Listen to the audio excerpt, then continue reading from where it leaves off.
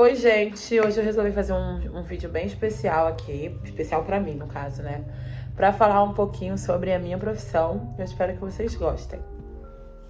Antes de tudo, se você caiu de paraquedas nesse canal, eu me chamo Isabel Santana e eu sou redatora publicitária, ou seja, eu trabalho com publicidade na área de criação. Eu vou contar um pouquinho da minha trajetória. Na verdade, eu não sei se eu vou contar da minha trajetória, mas eu vou contar um pouquinho sobre a minha profissão. Hoje, eu trabalho no iFood, que é um aplicativo que todo mundo, né? Acho que todo mundo conhece. Você provavelmente já pediu alguma coisa no iFood. Eu trabalho na área de multicategorias, que é a área de mercados, farmácias, pet shop e shopping. Ou seja, tudo que você pede além de comida no iFood é a minha área, né? Que trabalha criando e tal. E como eu caí nessa profissão, né? Eu sou formada em marketing. Na verdade, eu sempre quis ser juíza de direito. A vida inteira, gente. Desde os 9 anos de idade, eu decidi ser juíza de direito. Eu nem sabia o que era, eu não tenho nenhum parente na área da minha família, nenhuma pessoa da minha família, nem a pequena, né? Nem a próxima, nem a extensa, que trabalha com direito. Mas eu me encantei pela profissão e um dia eu posso falar um pouco sobre isso. Quando eu tinha 9 anos de idade, e essa era a minha meta. Eu cheguei a passar na faculdade de Direito. Isso é a história para um outro vídeo, no porquê eu não fiz essa faculdade. Hoje eu faço Direito. Mas aí com 18 anos, imagina, meu mundo caiu, porque eu queria fazer, era a única opção era a única coisa que eu via, assim, eu já tinha minha vida traçada, cada detalhe. E você que é uma menina que nasceu num lugar pobre, que é uma menina preta, se você tá assistindo meu vídeo, você sabe do que eu tô falando. A gente tem pouquíssimas oportunidades na vida. E hoje, se tem mais oportunidades do que quando eu me formei, em 2007. Mas ainda assim não é a mesma coisa, né? Então, uma coisa que eu fazia paralelamente aos meus estudos do ensino médio era um blog. Eu tinha um blog de moda. Essa foi a época que surgiu... Desculpa o barulho lá fora, gente. Surgiram os blogs. Óbvio, os blogs já existiam, né? O que surgiu foram blogs dedicados a um assunto. Então, o Garotas Estúpidas, o Dias de Beleza, o Modices. Acho que o Modices foi o primeiro blog de moda do Brasil, se eu não me engano. E eu, contagiada ali, haviam pouquíssimos blogs nessa época, fiz o meu também. O meu se chamava Louboutin Girl, porque eu gostava muito de moda, eu adorava moda. E aí eu consumia muito moda, assim, eu lia revistas, né? Minha mãe comprava todo mês revistas pra mim, Vogue Brasil, Elle Brasil. E aí quando eu ia na internet, minha casa não tinha internet, então eu e meus irmãos, a gente ia numa lan house, a gente levava 30, 40 minutos todos os dias pra poder ir nessa lan house, pra poder consumir internet. E uma das coisas que eu fazia era ir no Orkut, ouvir música no MySpace e pesquisar sobre moda. Porque eu adorava moda, eu achava muito legal, me fascinava muito. E foi sobre moda que eu comecei a escrever nesse blog. E aí, foi no momento certo e na hora certa, porque nessa época blogueira nenhuma ganhava dinheiro, blogueira nenhuma fazia propaganda. A gente fazia isso por amor, por gostar, por criar-se uma comunidade de blogueiras, de meninas que adoravam aquele assunto e cada uma falava de um jeito sobre esse assunto. Comportamento, moda, tendência. Gente, que delícia essa época. Na verdade, assim, tenho muitas saudades, assim. Eu lembro que minha mãe comprou um computadorzinho pra mim pequenininho. Eu vou me segurar pra não chorar, tá? Porque eu passei muitas histórias desse momento.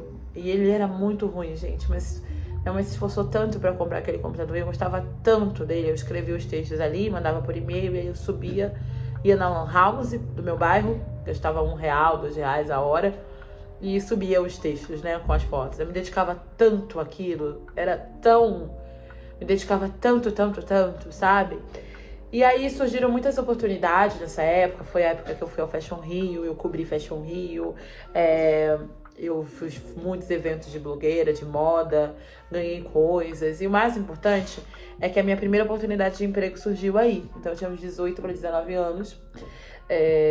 Eu conheci um evento, uma menina que era do marketing de uma grife de moda, que chamava Juliana Faro. Essas grifes de garota da Zona Sul, né? E daí elas queriam fazer um blog e me chamaram pra fazer esse blog. Eu fazia um estágio lá, eu não era nem formada ainda, nem tinha me decidido trabalhar estudar marketing, mas foi essa a minha primeira experiência profissional, oficial. Eu escrevi um blog para essa marca, então às vezes eu ia nos eventos deles, eu ia na fábrica, né, saber as pautas e tal, e escrevia sobre esse assunto. Foi muito legal, assim, foi a primeira minha experiência de trabalho, eu tava muito nervosa, muito ansiosa. E depois fiquei 6 meses lá e na sequência fui em um outro evento de moda, que eu conheci a dona de um e-commerce que chamava Amo Muito, e ela me convidou para trabalhar lá, para fazer tanto blog, mas mais extenso, era newsletter, Facebook e Twitter, porque nessa época não tinha Instagram, né, essas eram as redes que se faziam, e a Amo Muito era um e-commerce de acessórios, então a gente era muito pioneiro nesse sentido, né, trabalhei lá como estagiária, entrei como estagiária, depois assinaram minha carteira, foi a minha primeira empresa que assinou minha carteira, enfim, acho que foi 2011, por aí, acho que por aí. E depois desse e-commerce eu fui para um outro e-commerce chamado Glamour, que é um e-commerce de moda feminina masculina, atendia o Brasil inteiro.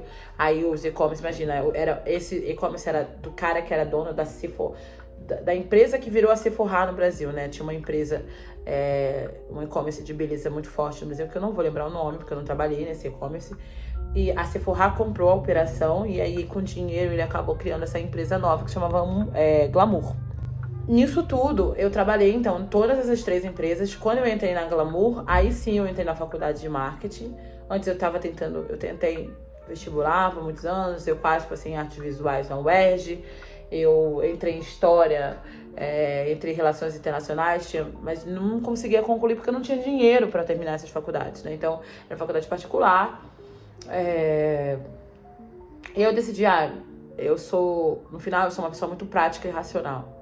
E a minha praticidade foi, cara, eu tô trabalhando há anos já nessa área. Tenho uma experiência aqui há anos nessa área. Por que não fazer uma faculdade nessa área?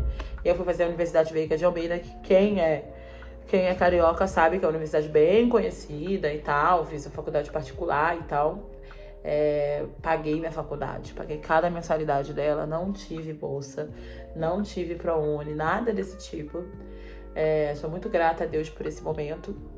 E fui fazer a faculdade, depois dessa experiência na Glamour. Foi lá mais ou menos que eu decidi, porque lá na Glamour eu era analista de marketing de produto, então não era exatamente o que eu fazia até então. Então quando alguém entrava de férias da área de conteúdo, eu cobria essas férias. Mas eu não era de conteúdo, né, propriamente, né? Virei analista de marketing lá, entrei como estagiária, assistente, analista. E ali, depois de quase 3 anos trabalhando ali, eu decidi, cara, eu acho que eu quero trabalhar como redatora. Eu descobri, né, eu não conhecia. Eu conhecia publicidade, mas eu não sabia que era possível trabalhar ganhando dinheiro escrevendo. Eu sabia que eu conseguia trabalhar na área de marketing, comunicação e conteúdo, que não se chamava nada disso nessa época, tá? Conteúdo. Era mídias sociais, enfim. A gente era analista de mídias sociais, se você quisesse trabalhar nessa área. E aí eu decidi ser redatora, pedi pra me demitirem, pro meu chefe me demitir, o Alan. E ele foi muito generoso comigo nesse ponto, ele me demitiu. E dali eu fiquei 9 meses, né, com a verba do salário, sabe aquela abono, não é abono salarial, mas recebendo o seguro-desemprego. E tentando, gente, colocando currículo em tudo quanto é lugar, porque eu queria muito trabalhar na área de comunicação. E aí, uma das últimas tentativas que eu fiz, né, tipo, faltando 9 meses, eu trabalhava como freela pra Glamour, saí da Glamour e continuei trabalhando pra Glamour, porque ninguém conseguia fazer o que eu fazia, era muito difícil ser especializada na função que eu fazia lá na Glamour, então eu fazia meio como freela e me inscrevi pra trabalhar numa agência como redatora, que atendia Beleza Natural, que é um salão muito conhecido no Rio de Janeiro, salão de cabelos crespos e afro, né? Crespos e cacheados. E nessa época eu tinha um blog, não era o Louboutin Girl, o Louboutin já tinha fechado e tal. Gente, muitas águas rolaram aqui. Eu posso um dia fazer um vídeo sobre blogueira de moda. E aí, esse blog, eu falava muito sobre beleza. E uma das coisas que eu falava era sobre a minha própria experiência com o meu cabelo. Afinal, eu sou uma mulher com cabelo crespo. E nessa época eu tava tentando fazer a transição capilar. Foi o início dessa conversa da transição capilar no Brasil. Então tínhamos a Raíssa Nicásio, a Maju, a não sei o que, tinham várias meninas que falavam sobre isso. E eu comecei a falar sobre a minha própria experiência. Eu não tinha um blog especializado sobre cabelo crespo. Eu falava sobre beleza, sobre moda e falei sobre a minha experiência. Eu era cliente do Beleza Natural. E foi aí que uma menina que estava fazendo a seleção, ela viu meus textos e ela me chamou para fazer uma entrevista. Passei e foi a minha primeira experiência como redatora publicitária.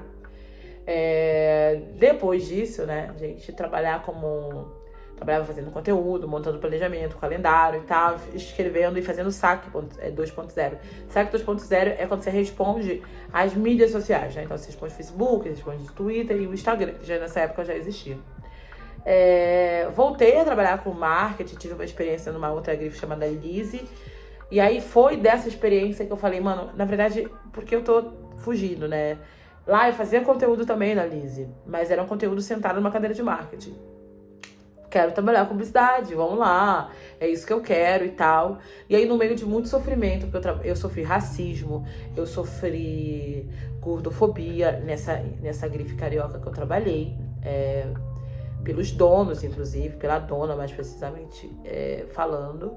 Foi uma experiência péssima, muito difícil, um lugar que não acreditava no trabalho como ele deve ser feito, ou seja, com time, com respeito, enfim. E foi ali, nesse sofrimento, que eu decidi que eu queria voltar de fato para a publicidade. E aí, nesse meio tempo, eu ficava mandando currículo e tal. E aí surgiu uma vaga para trabalhar na Maria São Paulo, uma agência que estava atendendo L'Oréal. Eu fiz a minha entrevista, meu processo seletivo com a Carol Freitas, um amor, uma pessoa que eu gosto muito. Tenho muito apreço, porque foi ela que me deu essa oportunidade. Fiz o teste, passei. E essa foi minha primeira grande agência, assim, no sentido que eu trabalhei para um grande cliente, né, que era a L'Oréal. E foi uma escola, assim, para mim, sabe? L'Oréal é uma empresa internacional que nessa época estava tentando parecer mais a comunicação com o brasileiro, falar mais com o brasileiro e menos produto exportado, produto copiado, sabe? E a gente tinha um grande desafio ali, né? Eu trabalhava com cosmética ativa. Cosmética ativa é Vichy, La Roche-Posay, CeraVe, SkinCeuticals e tal. Trabalhei também fazendo campanha para cabelo, trabalhei também fazendo campanha de perfume. Foi uma grande escola, Eu era redatora pleno já nessa época. E eu tinha um sonho de trabalhar em São Paulo. E aí minha diretora criativa lá, né, na agência do Rio, a agência chamava Maria São Paulo porque ela é uma agência paulista. E tinha esse escritório no Rio de Janeiro porque atendia a L'Oréal e atendia a Dutch Free. Quando essa minha diretora voltou para São Paulo, ela veio para o Rio para, né, cuidar do time criativo aqui, mas não se adaptou muito bem, voltou para São Paulo. E aí ela voltou para São Paulo, saiu da Maria São Paulo e foi para uma outra agência, a Purple. Eu vim para São Paulo realizei esse sonho em novembro de 2019 para uma outra agência, para trabalhar com Bombril, umas marcas de limpeza numa outra agência. E aí, no meio desse tempo, abriu-se uma vaga lá na Purple para atender Gol. E ela me chamou no processo seletivo, passei, vim trabalhar na Purple. Fui trabalhar, né? Já estava em São Paulo, fui trabalhar nessa agência. E acho que vocês podem estar pensando no cálculo que logo depois chegou 2020, pandemia. E desde então, gente, eu decidi eu continuei trabalhando com publicidade. Eu trabalho até hoje com publicidade. Esses últimos 6 anos trabalhei em algumas agências, em marcas como a Salve e o iFood agora. E no total dessa conta, eu trabalho há 16 anos com comunicação, né? Desde os 20, desde os 19, então eu tô quase 17, né? Hoje eu tenho 36. E minha carreira, meio que dá pra entender que ela foi acontecendo, né? Não foi um produto pré-planejado por mim. Trabalhar com marketing, estudar marketing, me formar nesse assunto. Hoje eu tenho pós-graduação também em comunicação. Mas foi acontecendo e eu fui atendendo as portas que me abriam. Chega um momento da nossa vida profissional que meio que você já não é mais acontecendo, é fruto do seu trabalho, né? Você trabalha bem num lugar, alguém te convida para trabalhar em outro, alguém vê teu portfólio, acha interessante, te chama para uma oportunidade. Na publicidade tem muito isso. Na publicidade é um lugar muito difícil de entrar. E que depois que você entra e você faz um trabalho bom, as pessoas acabam... Isso vira um cartão de visitas, né? Acho bom e ruim ser assim, sabe? Por que eu acho ruim? Porque isso acaba limitando, né? Tem muita gente com muita chance, muita gana, muita preferência da vida, brilhante, que não tem oportunidade. E tem muita gente que é medíocre, mas que conhece pessoas, que são filhos de pessoas, e que não sei o que lá, e acaba entrando e ocupando esses espaços. A publicidade é uma área ela é uma área muito tóxica. Ela é mesmo, né? Ela é baseada, o pilar da profissão é baseado em critérios que são excludentes, excluem as pessoas. E hoje ela vem tentando se aproximar de uma coisa mais inclusiva. Porque, por exemplo, um advogado, ele vai lá, faz a faculdade. Hoje a gente tem muitas oportunidades de uma pessoa que não tem condições financeiras se tornar advogado. Não é o ideal ainda, mas isso tem mais. E todos os escritórios, óbvio que tem filhos de advogados, mas eles abrem processos seletivos claros ali, né, para poder as pessoas tentarem. Então acaba que, de uma certa forma, é igual residência médica. Chega um lugar que você pode até conseguir não nivelar, mas se aproximar. Na publicidade não, porque a publicidade ela é muito quem indica. Abre-se vagas, você vai ver isso. Claro que vai, óbvio que vai, mas eu tô falando no geral, tá? Então é difícil você conseguir. Quando você consegue entrar, o sarrafo vai aumentando, né? Então você se sente assim, tá, a porta abre, mas será que eu sou bem-vinda aqui? Eu já sofri todo tipo de preconceito nessa área, gente. Todo tipo de preconceito. Por ser mulher, por ser uma mulher preta, já me usaram em quase todas as agências que eu trabalhei, me usaram para ser cota. Fizeram muitas vezes de tudo para que eu não subisse. Por exemplo, fala assim, nossa, você tem quase 40 anos e você não é líder, né? Você é sério, mas você não é líder. Pouquíssimos lugares que eu trabalhei me deram a oportunidade de crescer e pensar em considerar como líder. E foi tudo tão difícil que eu considero e falo, gente, será que eu quero ser líder? Porque vai ser uma outra dificuldade e eu tô cansada, né? Mas hoje, em 2025, eu vejo que tem muito mais pessoas pretas trabalhando na publicidade. É ridículo como inferior ainda é, mas quando eu entrei, gente, considerem isso, não tinha, né? Que você encontrava um ali numa agência, um outro ali na agência, né? Eu trabalhei em todas as equipes que eu trabalhei, eu era ou a única ou a mais um parda preta do time. E você pode achar que isso não tem nada a ver. Basta você entrar num lugar onde ninguém é parecido com você. Aí você vai ver que não é fácil. Não é fácil porque você se sente num lugar do tipo, eu não posso errar. Porque se eu errar, não vai ser esse erro desse tamanho, vai ser muito grande. E é mais injusto ainda quando você vê nesses mesmos times outras pessoas que chegam com uma apresentação sem apresentação, desrespeitam pessoas, não tratam direito o trabalho, não entregam ele e elas não são consideradas. Então você entende que pra você não tem essa chance pra você errar, mas pros outros tem. Claro que olhando o lado positivo, eu aprendi muito publicidade, eu não tenho essa formação. Então eu aprendi a publicidade na marra, trabalhando e principalmente com a generosidade de muitas pessoas que sentaram do meu lado, que tiveram paciência, que me ensinaram o que elas sabiam. Alguns desses são meus amigos, minhas amigas, até hoje. São pessoas que eu tenho o maior amor do mundo e que me ensinaram tudo que eu sei. Eu aprendi, eu fui atrás de curso, eu fiz um curso de redação, fiz curso de estratégia, de planejamento, curso sobre apresentação, né, voluntário, apresentação, fiz tudo isso. Eu corri atrás do ensino, mas eu acho que o melhor aprendizado de uma carreira, mesmo aquela que você senta numa cadeira de faculdade, é a humildade de aprender com o outro.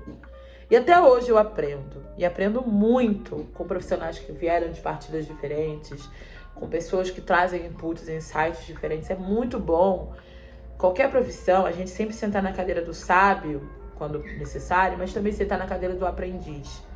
Porque é aprendendo com o outro que você cria algo que é só seu, a partir daquele aprendizado. A gente precisa ser generoso em ensinar, mas também ser humilde em aprender. Em qualquer tempo. Em tempo e fora de tempo, né? Você entra numa outra área profissional, você vai ter que aprender como se fala aquela área. E ninguém precisa nascer sabendo, gente. Você não precisa ser criador de gado para falar sobre gado. Você não precisa ser homem para poder fazer uma propaganda de cerveja. Você não precisa ser mulher para poder falar sobre creme. O que você precisa? Na nossa área, você aprende que você pode falar sobre tudo, se você tiver sensibilidade, principalmente para ouvir o outro. Porque publicidade não é sobre você, é sobre quem você está falando. Você está atingindo essa pessoa?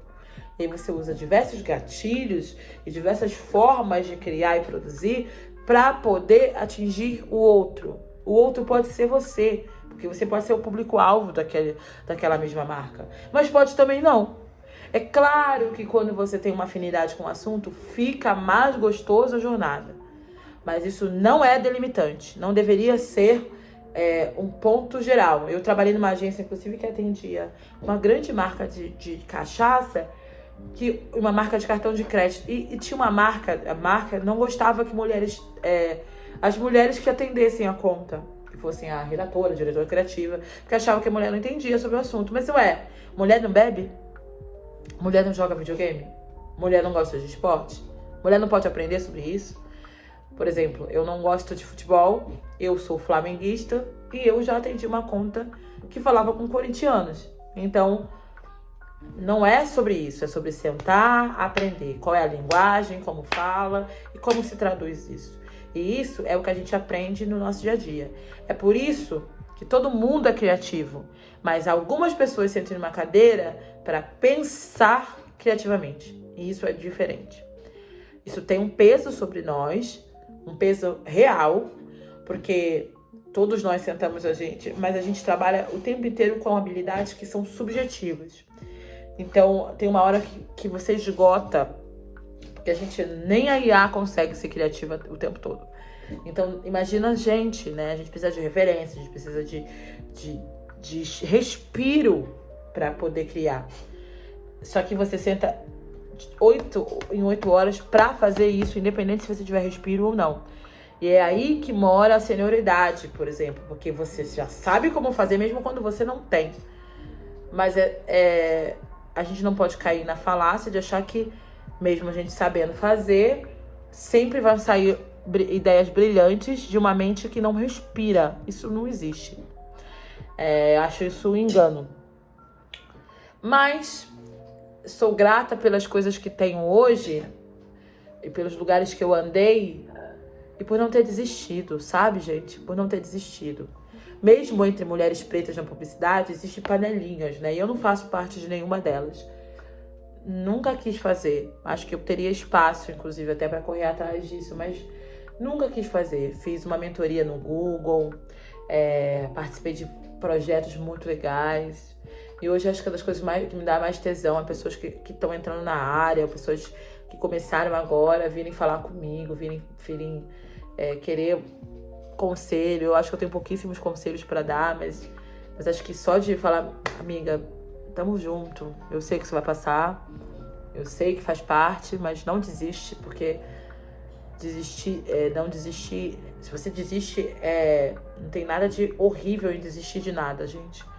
Mas se você quer trabalhar numa área e você não desiste por questões que são além da gente, é um tapa na cara de quem quer que a gente desista, não é mesmo? E se eu puder dar um conselho para quem quer trabalhar com publicidade, cara, respira. É uma carreira difícil, é uma carreira que vai ter muito ego, muitas pessoas que querem ir contra, né, pautas de diversidade, inclusão, mas você é importante lá, o seu olhar é importante, seu trabalho é importante.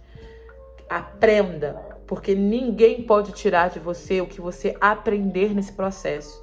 Porque o que você sabe, como você aplica, vai ser sempre a sua base. O cliente vai dizer uma coisa, o líder vai dizer uma coisa, mas você sabe que você entregou um bom trabalho. Isso vai além Todas as outras coisas você não pode controlar, mas isso você pode. Quando você faz um bom trabalho, um trabalho decente, um trabalho que você vai lá, você escreve, você revisa, você trabalha em dupla, você troca. Esse trabalho é o bom. Tudo que vem além é lucro. Se veio o prêmio, é lucro. Se veio reconhecimento, é lucro. Se veio aumento de salário, é lucro. Lute pelos seus sonhos, lute pelo que você acredita, lute pela visão que você acredita. Lute quando você acha que aquele caminho, aquela escolha de direção criativa tá indo para um lugar que vai contra o ideal, sei lá, da marca que você tá trabalhando, do que você acredita. É muito assim que muitas coisas são evitadas, muitos crimes, inclusive, tá, gente? São evitados em propagandas, que a gente fala, mano, não tinha ninguém ali pra dizer um não. Mas no final do dia, saiba que isso nem tudo depende da gente. Eu brinco que o redator, o diretor criativo, da maioria das agências que não são agências de estrelinha, são pessoas que são de fábrica, a galera que trabalha e que não vai decidir se uma campanha vai daquele jeito ou não. No ar, você sugere, você apresenta, mas não depende de você certas coisas, né? E você precisa ser desprendido, porque senão vai doer muito, vai sofrer muito. Não faça isso, seja desprendido e saiba que você está entregando um bom trabalho, certifique-se disso, mas tem um momento que você tem que ser desprendido daquilo. Porque essa é uma profissão que não depende exatamente... O seu trabalho não garante a parte final. O seu trabalho é parte de um processo como um todo. Aprenda das outras áreas. Troque com as outras áreas. Mídia, planejamento, produção, atendimento. Nenhuma área é melhor do que a outra. Todas trabalham juntas. Todas, se o cliente sai da agência, todas são impactadas.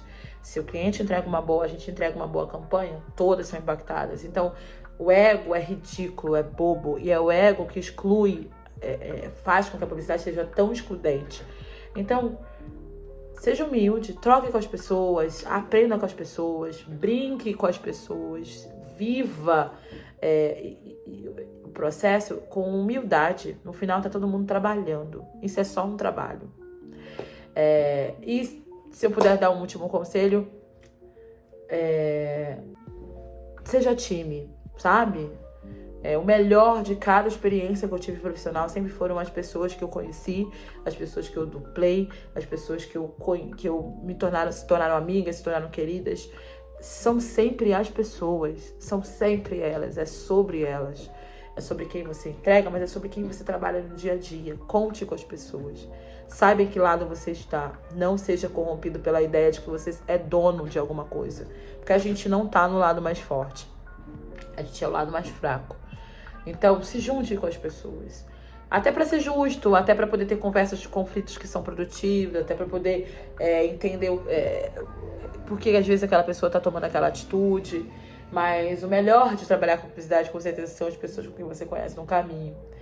E aí a gente faz de vez em quando alguns trabalhos muito legais que vale a pena a gente contar sobre eles. Esse é o segredo da publicidade. E se você, como eu, é redator, tem esse interesse de trabalhar um dia com a redação, posso fazer um vídeo contando como é o meu dia a dia de fato.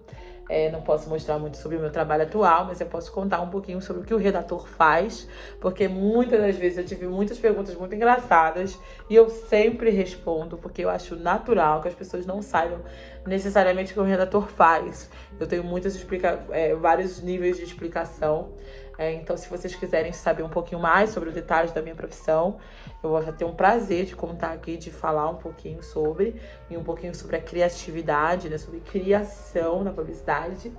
E é isso. Eu queria terminar esse vídeo agradecendo todo mundo, agradecer a Flavinha em especial, que foi quem sugeriu esse tema aqui pro vídeo.